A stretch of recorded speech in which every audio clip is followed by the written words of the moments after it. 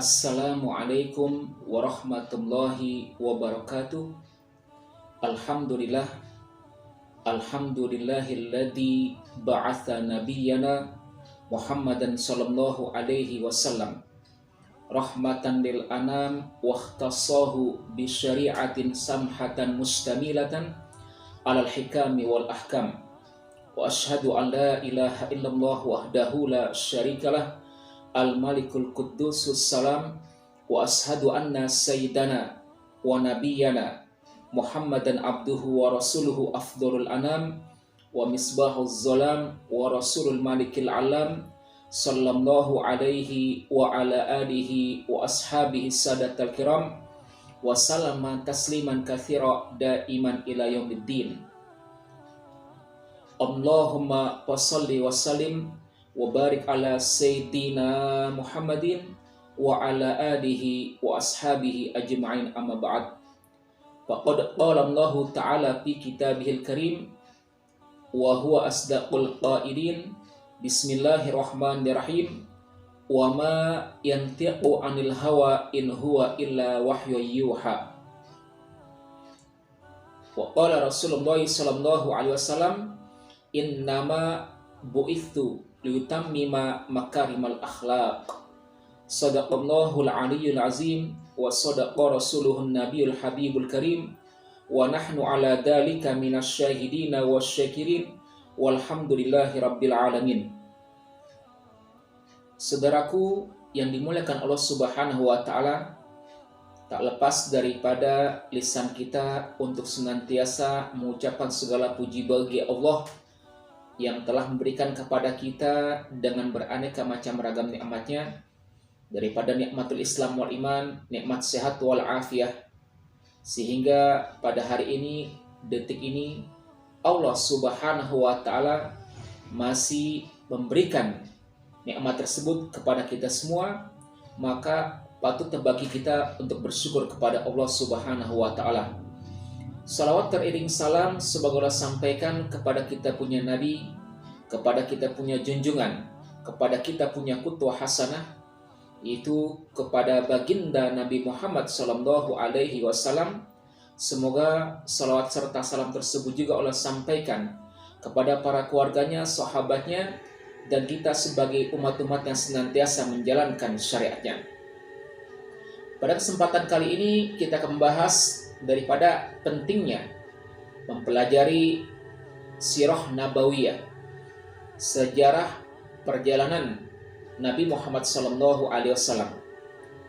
Sejarah perjalanan baginda Rasulullah sallallahu alaihi wasallam adalah bagian dari agama ini, yang dimana Allah Subhanahu wa taala telah berfirman, wa ma yantiqu anil hawa in huwa illa wahyu yuha. Dan tiadalah yang diucapkan oleh baginda Rasulullah itu Al-Quran menurut kemauan hawa nafsunya. Ucapannya itu tidak lain hanyalah wahyu yang diwahyukan kepada baginda Rasulullah melalui Allah Subhanahu wa taala. Ini terangkan dalam Quran surat An-Najm ayat 3-4. Di dalam firman yang lain Allah Subhanahu wa taala telah berfirman, wa anzalna ilaika dzikra litubayyina lin-nasi ma nuzila ilaihim. Dan kami turunkan kepadamu Al-Quran agar kamu menerangkan pada umat manusia apa yang telah diturunkan kepada mereka.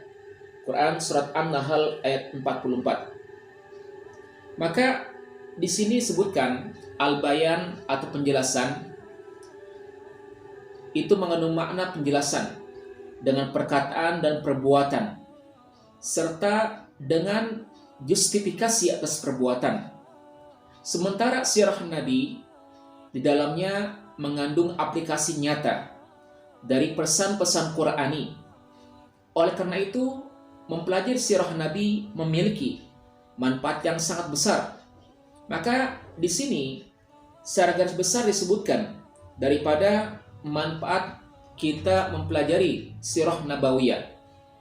Yang pertama adalah Allah yang Maha Mulia telah memerintahkan kita sebagai umat manusia untuk menulis sejarah perjalanan nabinya Sallallahu Alaihi Wasallam dan untuk menulis sunnah-sunnah Nabi.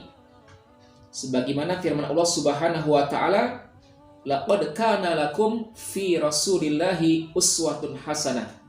Sesungguhnya telah ada pada diri Rasulullah itu suri teladan yang baik bagimu. Quran surat Al-Ahzab ayat 21.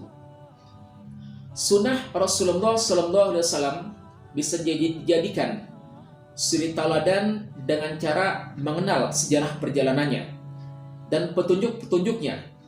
Semua itu tidak mungkin terjadi kecuali dengan cara mengabadikan perjalanan hidupnya dengan tulisan.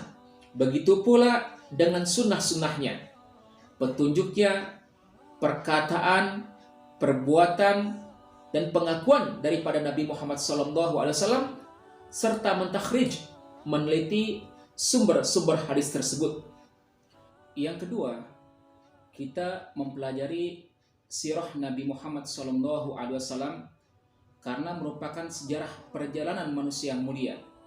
Sepanjang sejarah dan sejarah perjalanan penghulu anak cucu Adam alaihi salatu wassalam, sebagaimana sabda baginda Rasulullah sallallahu alaihi wasallam, ana sayyidu waladi Adam yaumal qiyamah. Saya adalah sayyid penghulu anak cucu Adam pada hari kiamat. Yang ketiga, kita mempelajari sirah Nabi untuk memahami daripada kitab Allah Subhanahu wa Ta'ala, karena banyak ayat yang turun disebabkan oleh kejadian yang terjadi pada periode sejarah perjalanan Nabi. Dan setelah turunnya ayat tersebut, maka respon Nabi dari substansi ayat tersebut adalah penjelasan langsung dan konkret tentang cara mengamalkan makna kandungan dari ayat tersebut. Sirah menjelaskan ayat dari sisi sebab turunnya dan dari sisi bagaimana mengamalkan isi kandungannya. Abdul Hamid bin Badis rahimahullah berkata, untuk memahami Al-Quran tergantung bagaimana memahami sejarah perjalanan Nabi Muhammad SAW dan bagaimana mengenal sunnah-sunnahnya.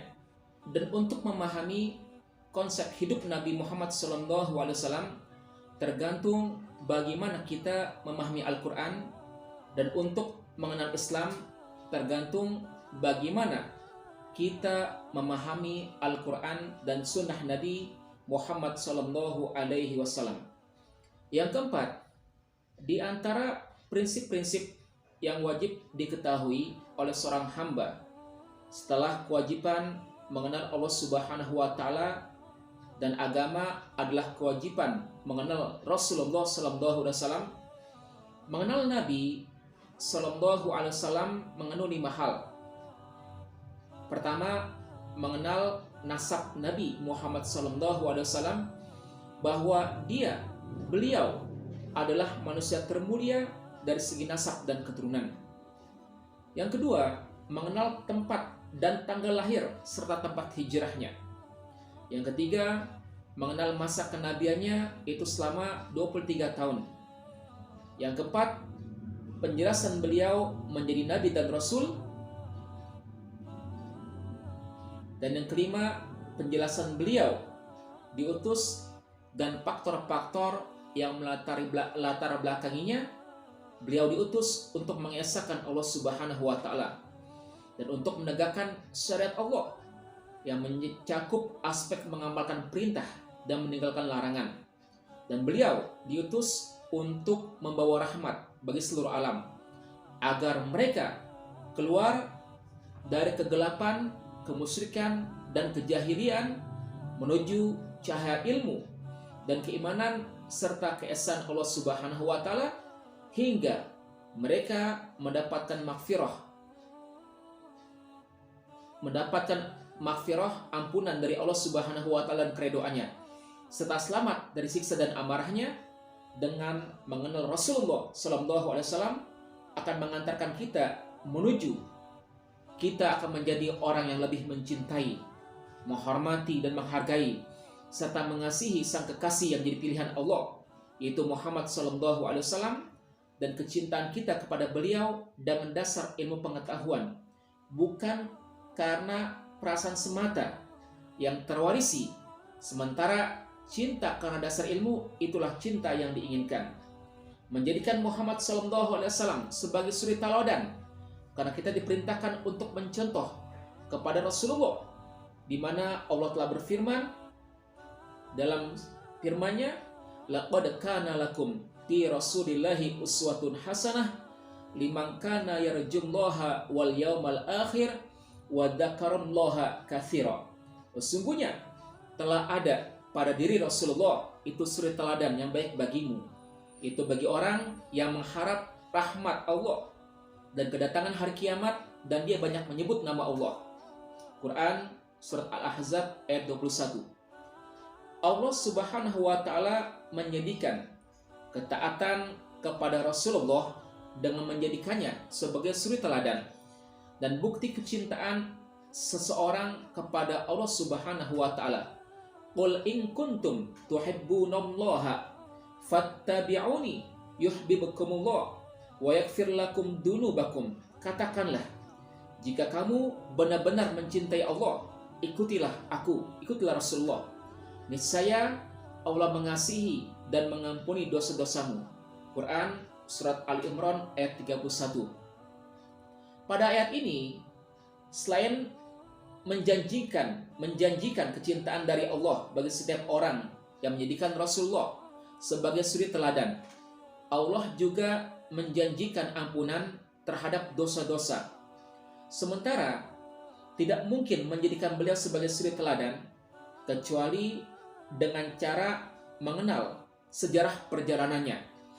Dalam sebuah kaidah dikatakan sebuah kewajiban yang tidak bisa terlaksana kecuali dengan penyebab lain, maka penyebab lain tersebut juga termasuk dalam kategori wajib. Apabila meneladani baginda Rasulullah SAW hukumnya wajib, maka sarana untuk bisa meneladaninya, yaitu mengenal sejarah perjalanannya, hukumnya juga wajib. Sirah adalah ilmu yang luas cakupannya, termasuk ke dalam bagiannya dan berada di bawah ruang lingkupnya adalah segala macam ilmu pengetahuan. Karena dengan sirah kita bisa mengetahui hal-hal sebagai berikut. Akidah. Urgensi akidah dan tauhid akan diketahui oleh setiap orang yang mempelajari sirah Nabi tatkala merenungkan bagaimana semangat Rasulullah SAW dalam memperjuangkan akidah dalam dakwahnya. Rasulullah mengawali langkah dakwahnya dengan mendahulukan tauhid akidah, bahkan menghabiskan sebagian besar kehidupannya untuk mendakwahkan akidah, mengesahkan Allah Subhanahu wa taala. Hukum.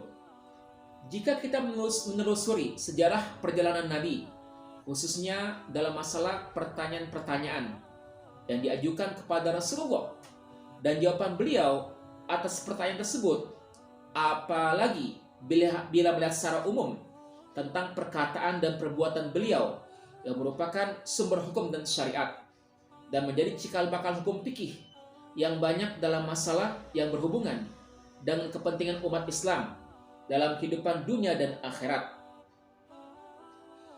Akhlak dan moral. Kita bisa mengetahui sisi penting ini tatkala kita mempelajari bagaimana Rasulullah SAW bermuamalah dengan sahabat-sahabatnya, istri-istrinya, pembantunya, dan anggota masyarakat lainnya. Ilmu bagaimana berdakwah kepada Allah Subhanahu wa taala. Dalam sirah Nabi terdapat perjalanan yang penting tentang masalah dakwah. Bagaimana cara berdakwah ke jalan Allah dan bagaimana menghadapinya dengan penuh kesabaran, hal yang tidak mungkin bagi seorang dai yang mengajak kepada jalan Allah Subhanahu wa taala untuk menjauh dari contoh-contoh tersebut. Oleh karena itu, wahai ibadallah, wahai hamba Allah, inilah saatnya bagi kita untuk mencintai Nabi, untuk bisa memahami akhlak yang mulia pada diri Nabi, maka wajiblah bagi kita untuk mempelajari sirah nabawiyah, sejarah perjalanan hidup Nabi Muhammad SAW yang memberikan kebaikan bagi kita semua. Semoga Allah Subhanahu wa Ta'ala memberikan kesehatan lahir dan batin kepada kita untuk menggapai ridha Allah Subhanahu wa Ta'ala. Assalamualaikum warahmatullahi wabarakatuh.